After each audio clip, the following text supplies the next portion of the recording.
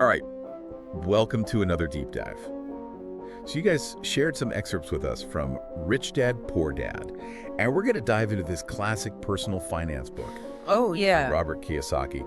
This book is packed with advice, so we're gonna try to just like laser focus on the most impactful ideas. Okay. Um, so like one of the big things that really jumps out right off the bat is Kiyosaki. He talks about learning from two father figures, right? Yeah. His own dad and his friend's dad. hmm And they had really different views on money. You know, his biological dad, the poor dad, and then his friend's dad, the rich dad. Yeah. I think it's fascinating how he uses those contrasting perspectives, Yeah. because it really makes you think critically, It makes Yeah. you think, okay, which perspective resonates with me more, It's like having two mentors, but with totally opposite views on money. Exactly. And one of the most striking contrasts is their views on the root of all evil. Hmm. The poor dad believed it was the love of money, right? Yeah. Whereas the rich dad was like, no, no, no, it's the lack of money, Oh, that's interesting. Two very different ways of looking at the world. Yeah, it definitely makes you kind of stop and think. Mhm. Like, where do I fall on that? And one of the big arguments that Kiyosaki makes in the book is that traditional education doesn't really teach us practical financial skills. hmm And this is something he really hammers home. Like, even highly educated people, he says, can struggle financially Yeah. because they were never taught this stuff. Right. And I think that's something that, resonates with a lot of people because they feel it. Right. We've all been there. Right. You come out of school and you're like, wait, I don't know how to actually manage my money. Right. Like how to balance a checkbook or like invest even or Yeah. yeah. And I think it has, real world consequences too, right? I mean, you look at things like, the rising national debt, and you can't help but wonder if some of that is fueled by, people just not really understanding how money works. Yeah, it's like we're graduating with a degree, but we didn't get the instruction manual for life. Exactly. Yeah. It really makes you wonder how much financial education did you get growing up? Oh, right. It's a great question to ask yourself. And then Kiyosaki introduces this idea of what he calls the rat race. Yeah. That cycle of just working for money, paying bills, and then often, kind of accumulating debt. And he has, he uses that really relatable anecdote about that young couple, who buys their dream house. Oh yeah. And then suddenly they find themselves trapped, They have this big mortgage, they can barely afford it. And it's just this classic trap that a lot of people fall into. Yeah, I think it's something that a lot of people can relate to in one way or another. Absolutely. You know, the idea of like your income goes up, but then your expenses and debt also rise proportionally. hmm And that's where I think his real emphasis on the distinction between assets and liabilities comes in. Oh yeah. He's like, look, an asset puts money in your pocket. A liability takes money out. And he uses these very simple cash flow diagrams in the book, Right. to just make it really clear, Yeah, I think that's one of the things I really appreciate about the book is those visuals, because it really helped me kind of grasp, even if you're not a financial expert, it makes it so easy to understand.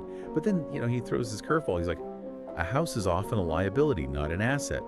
And I think a lot of people are like, wait, what? Right. We're conditioned to think of our homes as our investments. It's like the American dream. Yeah.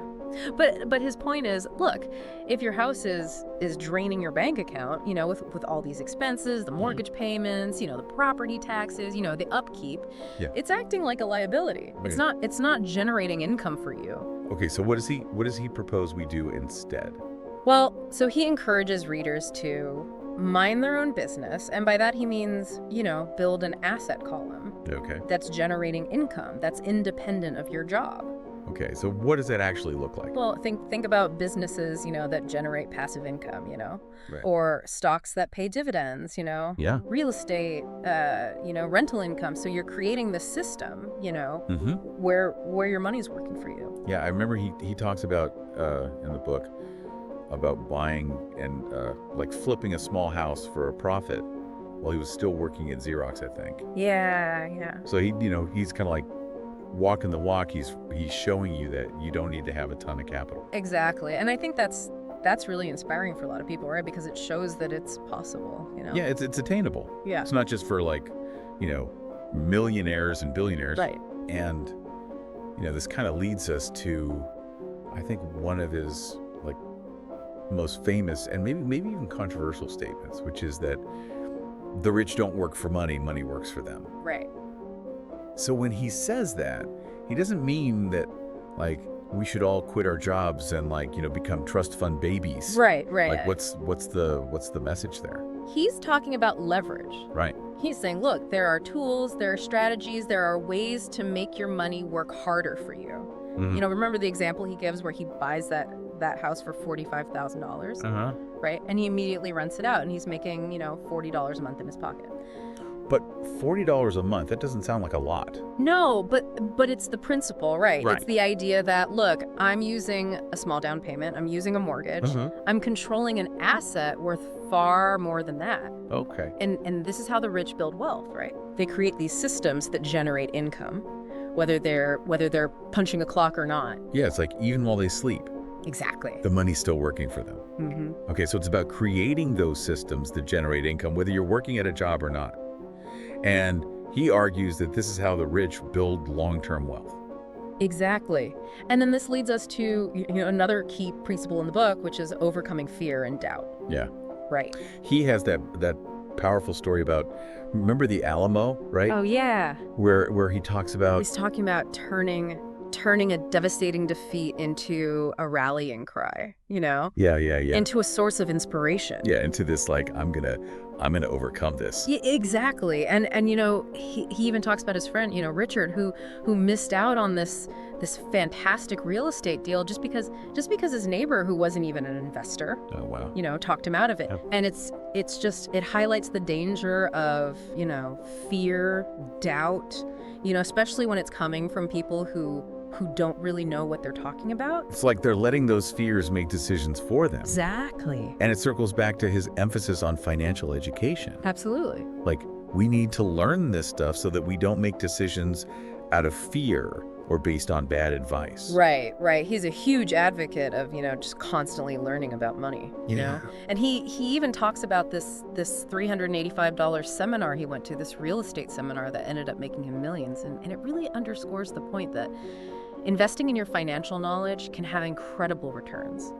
And that kind of leads to a question for you, dear listener. Like, what are the skills or knowledge that you might be missing that could help you improve your financial well-being? It's something worth pondering. It is. And we're going to explore some of those skills in the next part of our deep dive. Awesome. Well, stay tuned. We'll be right back.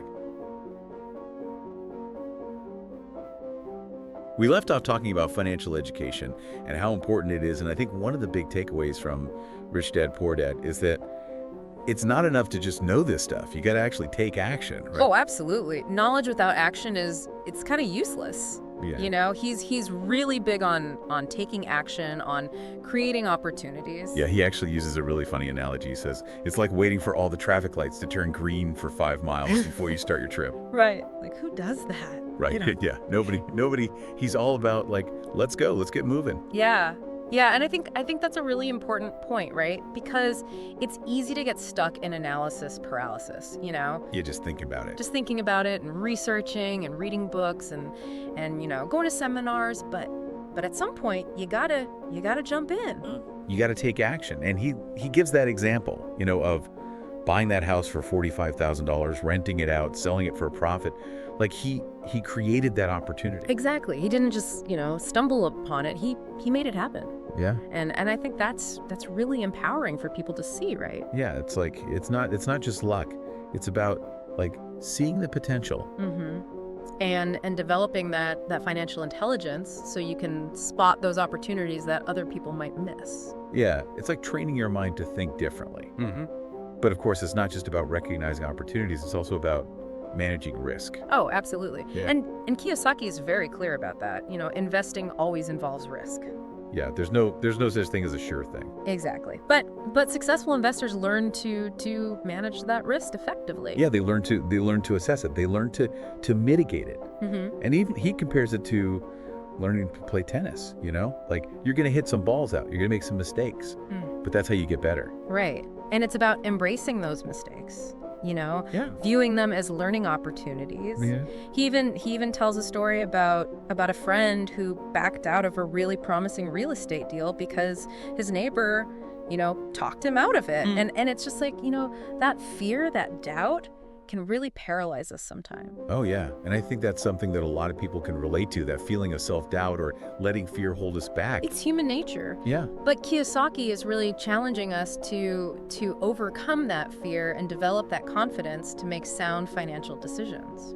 And I think one of the ways he suggests doing that is by finding mentors, right? Oh, absolutely. He talks about, the importance of surrounding yourself with people who have already achieved what you want to achieve. Yeah, people who've walked the walk, and they can kind of guide you. Right. And he even goes so far as to say, sometimes you should take a job not just for the money, but for what you're going to learn.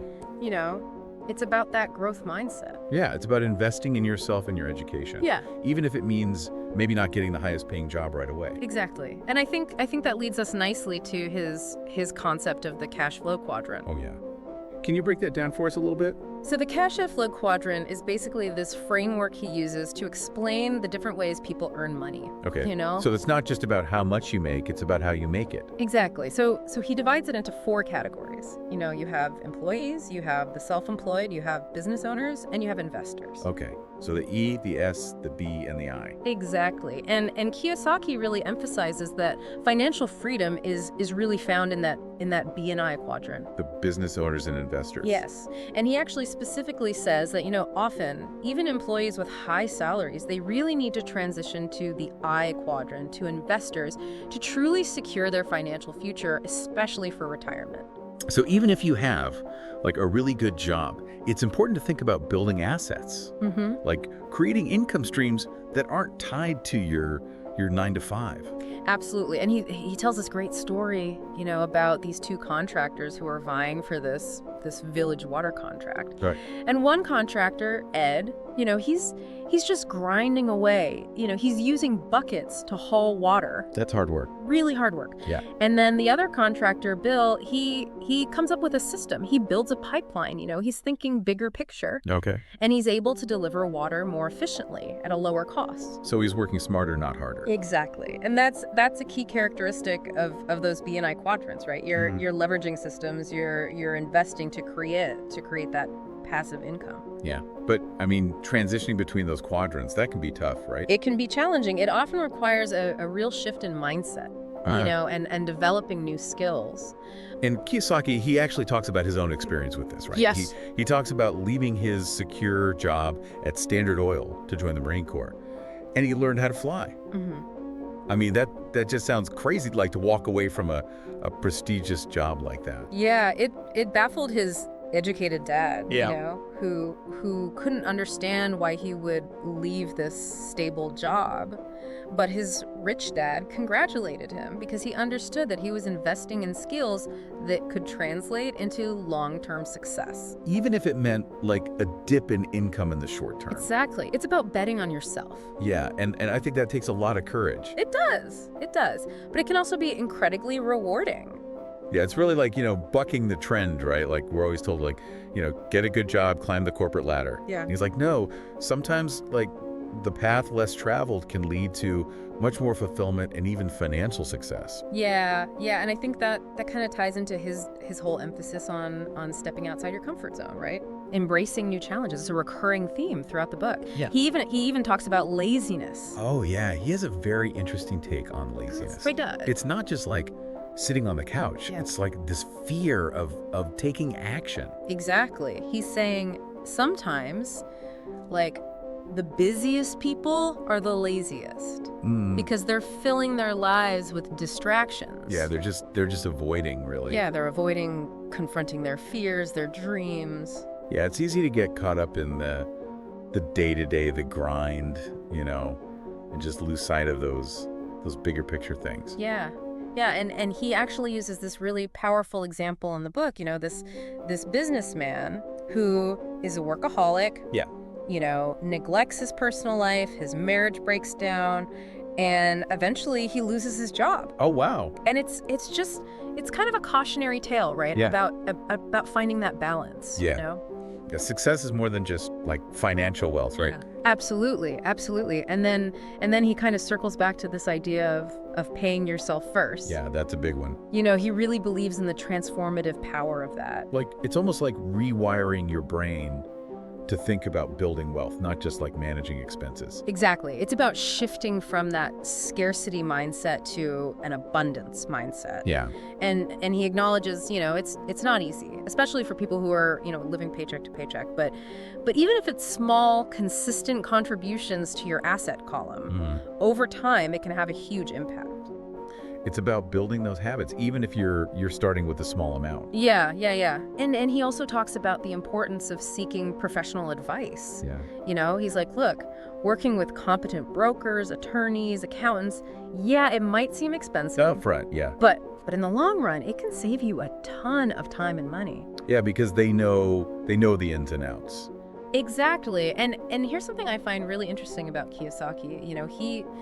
He's really big on generosity. Oh, yeah? He actually believes that giving back to others is not just, a moral imperative, Yeah. but it's actually a powerful principle for attracting abundance. Yeah, he often quotes his rich dad saying, if you want something, you first need to give. Yeah.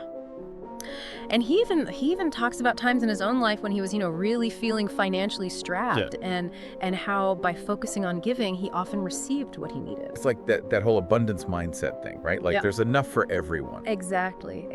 And he encourages readers to practice generosity in all areas of their lives, with their money, their time, their knowledge, even just a kind word. Yeah.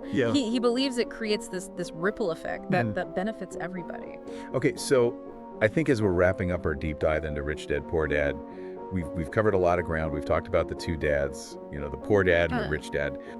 And they're very different perspectives on money. We talked about the rat race. Yeah. We talked about the cash flow quadrant, the importance of financial education, taking action.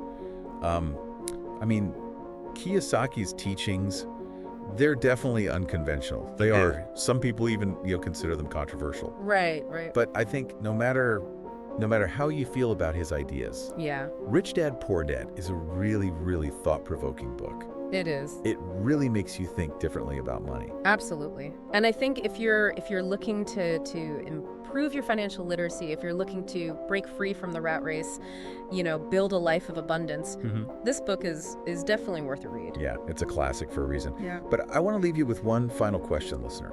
Like, what's one small step you can take today to increase your financial intelligence?